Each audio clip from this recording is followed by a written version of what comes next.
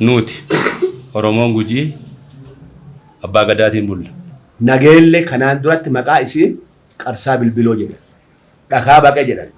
Booranaaf Arsiin waliin teettee Qarsaa Bilbiloo kana maqaa irraa kaachee Nageelle itti baafate. Godini tokko yeroo hundaa'u bakka godini biraa hin jirretti hundaa'aa malee godina tokko godaansisee godini hundeeffame biyya kana keessa haga ammaatti hin dhageenye.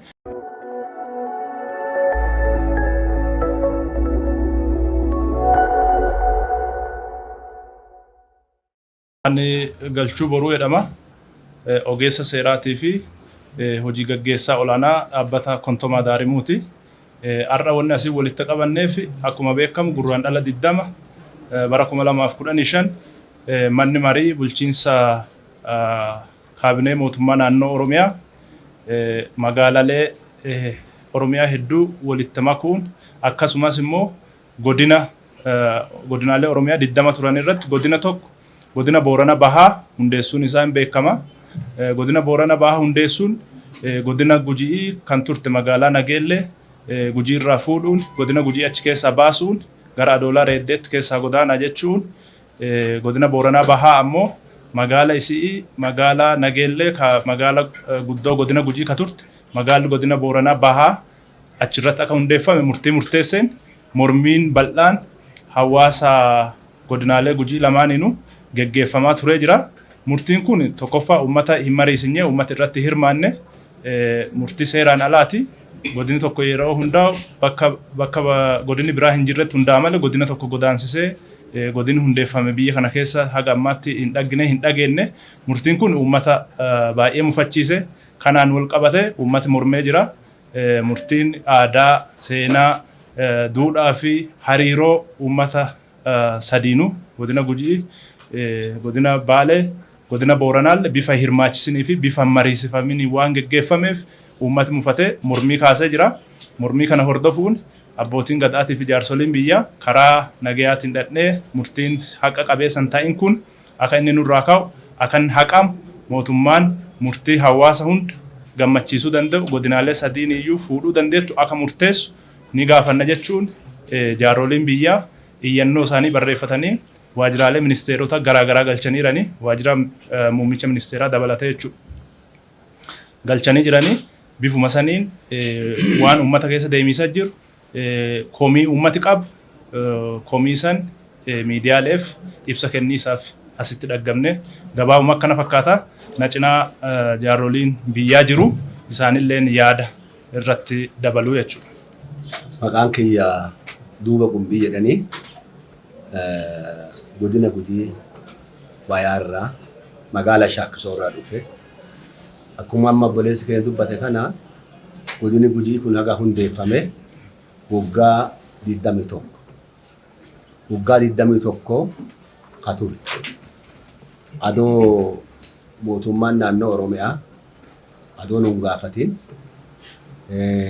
adoo jaarsa biyya abbootii gaadhiidhaan gaafatini godina Baaleerraa ka Gujii illee aanaa 3 kaasanii turanii godina Booranaa Bahaa jedhanii murteessan. Nuti ammoo mormine. Maaf hin mormine? Booranni illee obboleessa keenya. Oromoo nulleen Oromoo. Wanni mormiin teenna maane maafi adoo nun gaafatin adoo abbaa gadaan gaafatin adoo jaarsa biyyaan gaafatin adoo warra lafa bulchuun gaafatin murteen tun maafi gubbaa gadi kennan ka jedhu mormiin teenna ta'a. Isa kana morminee Shaakkisoo irraa kaanee Jaanayii Bacaan gara magaalaa Finfinneetti gallee jirra. Waajjira muummichi ministeeraa iyyannoo keenya galee jira. Har'a ammoo waajjira pirezidaantii waajjira dhaabaa waliin iyyannoo keenya itti dhiyeessinee jirra. Innaa iyyannoo dhiyeessinu mormii keenya itti dhiyeessineera. Otoo nun gaafatin adoo uummata kanan gaafatin kanaan durallee godineenyaa bahu mari'in ba'a. Mari'atee gaafa qaraa godini kun bahullee Boorana waliin mari'annee Arsii waliin mari'annee waliitti gallee baay'ee. Adoo nuti kana marii nun dhageessin gubbaa gadi nurra keessuun keessan dogongora. Kana jennee iyyannoolleen afaanillee isinii jirra. Kanarratti isaalee deebii nuu deebisaniira. Godina immoo baanyee jirra. Godina baanyee kana duubatti hin deebine. Haa ta'u malee maqaa godina kana abbootii gadaatiif jaarrotiin biyya Booran Arsiin teettanii maqaa biraa baafachuu hin dandeettanii jedhanii deebii kana kennaniiran. Deebii kana fudhanne illee hin jenne deebii isaan nuun jedhan kana ammoo nuti. Deebii isaan nuun jedhan kana dhageenyeerra. Deebii isaan nuun jedhan kana uummata keenya gadi gallee uummata keenyatti himna. Waa isaan nuun jedhan kan maqaa godina deebiin hin dandeenyu maqaa godina kana Arsiif Gujiif Booraan waliin teettanii hin madhattanii xalaa isinii barreessinanii deebii tana ammoo nulee dhageenye gara uummata keenya gallee marii tana madhachiine. Kanaafuu wanni asirratti dubbii barbaanne maani dhumarratti ani nageellee Booranaan kuni nageellee kanaan duratti maqaa isii Qarsaa Bilbiloo jedhan dhakaa baqe jedhan Booranaaf Arsiin waliin teette Qarsaa Bilbiloo kana maqaa irraa kaachee nageellee jettee baafatte. Nageellee jettee baafatte. Maqaa kanallee gosa sadiitti waliin baafatte. Duri maqaa isii Qarsaa Bilbiloo dhakaa baqee jedhanii baafatan. Yeruma Haile Sillaasee keessa Haile Sillaaseen otoobisii asii Addis Ababa ka'uuf nageellee Booranaa jedhaa turan.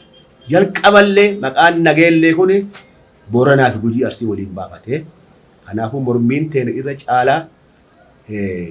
caalaa uummata Booranaa jibbuu adoo hin ta'in uummata Oromoo jibbuu adoo hin ta'in waan seera ala nurraa murteessan jecha. Kanarratti gara marii teenyatti gara maanguddoo gadiin deebinaa ka dubbadhu galma. Ani maqaan kiyya Duuloo Aagaa jedhama. Miseensa abbootii gadaa keessaa doorii gaheen kiyya doorii hookuuti. Itti aansee murtoo guyyaa gurraan ala 20 kaabineen mootummaa naannoo Oromiyaa dabarsite dhimma saniif dhufnee naannoo kanatti argamnaa jechuudha. Murtoon darbe tokkoffaa nuti Oromoon Gujii abbaa gadaatiin bulla. Abbaa gadaa mootummaa kenna. Mootummaa fi uummata nama gidduu jiru. Abbootiin gadaa keenya quban qaban. Jaarsi biyyaa quban qaban. Hoggansi godina Gujii bulchu dhimma kana quban qabu hin beeku. Hawaasi bal'aan hin beeku.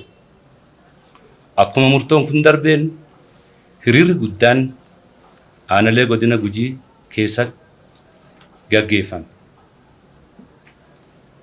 Qabeenyi manca'ee jira. Lubbuun aanaa Boor irratti lubbuun nama 4 darbitee jirti. Kan mada'ee akkas. Inni kuni waa hawaasa keenya giddu galeessaan godhataniif waa hawaasa keenya quban qabne waan ta'eef rifuu guddaa uummata keenya uume. Sababi rifuun taateef godinni godina Gujii nageellee jedhamee beekama. Kabaa'e bara dheeraa adoo godinni kunillee bahin dura sirnoortaan darban keessa akkuma abbootiin keenya maqaa kaasanii maqaa uummanni Oromoo sadiin Gujii, Booranaa, Arsii walta deebi'anii maqaa kana moggaafatan. Maqaan kun nageellee jedhanii moggaasan. Sirna Haile Sillaasee keessa haala bulchiinsa isaas mijeeffachuuf jecha maqaa uummata Oromoo sadii walii galee nageellee jedhee moggaase. Nageellee Booranaa jedhee maqaan kun bahe.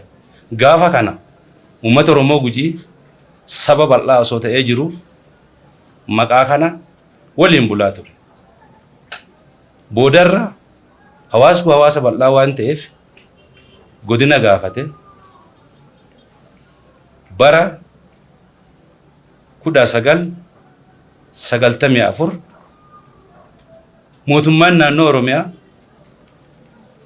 hawaasa Oromoo Booranaatii fi Oromoo Gujii walii galee godina kana mootummaan naannoo nuu kenne. Har'a waggaa 21. Booranni immoo eessatti isaa mala lafti giddugaleessi eessa jedhee jaarsi Booranaa jaarsi Gujii ta'ee waliin mari'atee yaaballoo gale. Kun osoo ta'ee jiru wanni haarafti, wanni hawaasa rifachiisu, wanni uummata keenya rifachiisu gurraandhala gaafa guyyaa 20 murtoon kun darbe.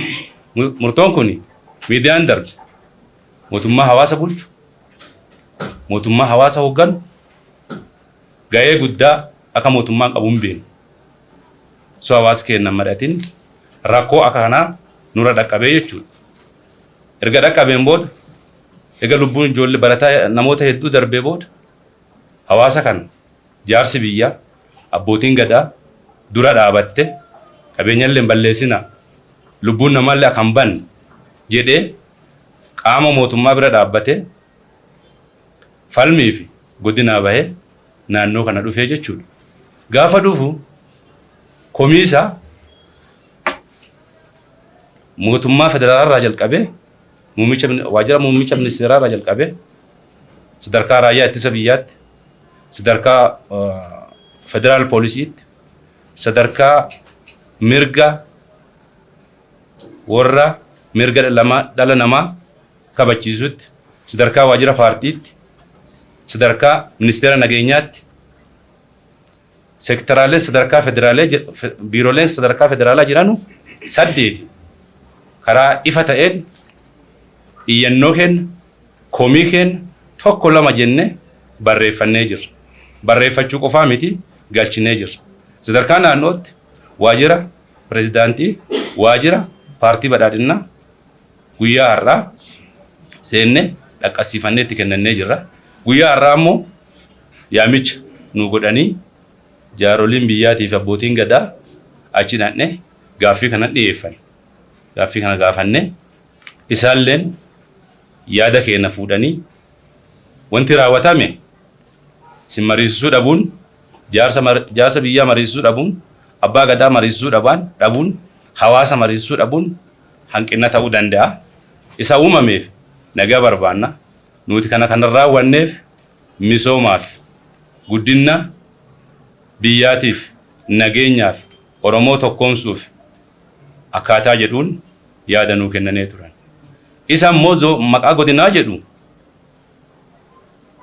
gaddeebitanii har'as maanguddoon tun abbootiin gadaa jaarsi biyya hawaasa keessa waliin maqaa godina Booranaa jedhu maqaa magaala Nageellee jedhu nurraa ka'u jennee gaafanne san gaddeebitanii hawaasa keessa waliin mari'attanii Oromoon Arsiis, Oromoon Gujiis, Oromoon Booranaas maqaa walii galteen sirra'uu danda'a. Wanni sirroonne hin jiru akkaataa jedhuun yaada kana nuu kennanii jiran. Kanaaf nuti namni hawaasa keenya bal'aa bakka buunee dhunne dhimma kana ittillee quufulle baannu waan hoggansi keenya nuun jedhe waan mootummaan keenya nuun jedhe hawaasa keenya gaddeebine mari'achuun hin dandeenna. Ka barbaannu nagaa Boorani nuuf obboleessa. Oromoodha. Diina kennaa miti. Godina kennuufi barbaannaan iddoo barbaadamillee kennuufi hin danda'amu. Kanaaf jecha nuti ammas godinni Gujii Bahaa abbattu ilma ofirraa baasa. Ilmi qe'ee abbaan dhaalu.